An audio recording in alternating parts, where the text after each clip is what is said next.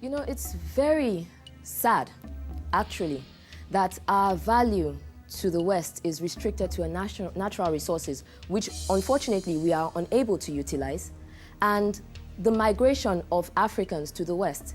That in itself is an indictment of Africa, that we do not have what it takes to keep our workforce, our students, our population here. In addition to that, might I say that while your belief that Africa keeps the West going is very optimistic, it's very inaccurate. Because you see, what determines the level of dependency is trade, buying and selling. And where that is concerned, we depend on the West. We depend on the West for trade policies, we depend on the West for financial aid, we depend on the West for our economic growth because we are vastly underdeveloped. That's the truth.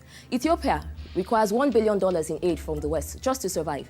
Uganda, 33% of its budget is from aid. Even Mozambique, the world, one of Africa's fastest growing economies, required a bailout just to fund its education budget. That is where we talk about dependence.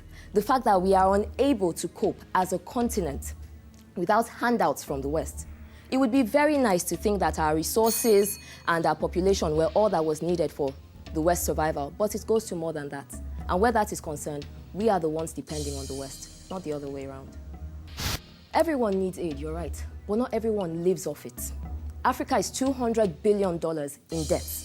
With all our resources that are only available here, why are we in debt to start with? Why are we so dependent on the West to start with? And yes, we can talk about the resources that the West requires us for, but that is their main need. And to show you that they have no intention of keeping it that way, the West has diversified its import options. They are also looking for other ways to substitute their need for us. So while we are banking on the fact that Nigeria sells oil, the West is exploring cars that run on everything from electricity to cooking oil. So what happens when our oil runs out? Once more, we become irrelevant and dependent for new technologies to keep us going. If all the trade agreements in the world stopped at this moment, all our aid stopped, all the economies in Africa would come almost to a grinding halt. I cannot say that that would be the same if we stopped exporting to the West, because they already have measures in place to deal with that if it happens. Thank you. Arit, you put forward a very convincing argument. I think you're extremely confident, graceful. You've got a great conversational style, cool, calm delivery. Made a very, very, very convincing argument about debt, aid, we're dependent on the West for economic stability. Very well done. Leaders of the African continent, Africa is in crisis. Millions live in extreme poverty in the midst of immense wealth. We are a continent in debt, bound by unfavorable trade policies, and dependent on imports and aid to survive. We must take urgent steps to reverse this trend and gain true independence. But we cannot become independent as a people without the tools to do so. 40% of Africans are illiterate. Our governments must focus on education, therefore, as the first step in empowering Africans to empower Africa. Secondly, our lack of adequate infrastructure hinders our growth efforts as well as our poverty reduction efforts. If our governments, in conjunction with the African private sector, focus on developing our energy sources and developing basic infrastructure, Africa's productivity can be boosted by as much as 40% and will create employment as well.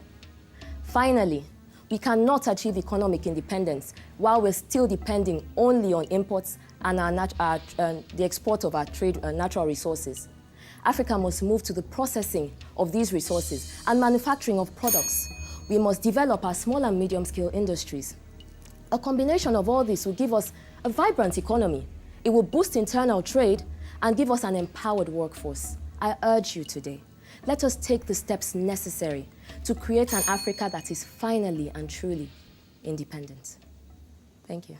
Arit, I think that your general message, which is that government should work in partnership with the private sector, came across very well. I'm not so sure whether you weren't too sweet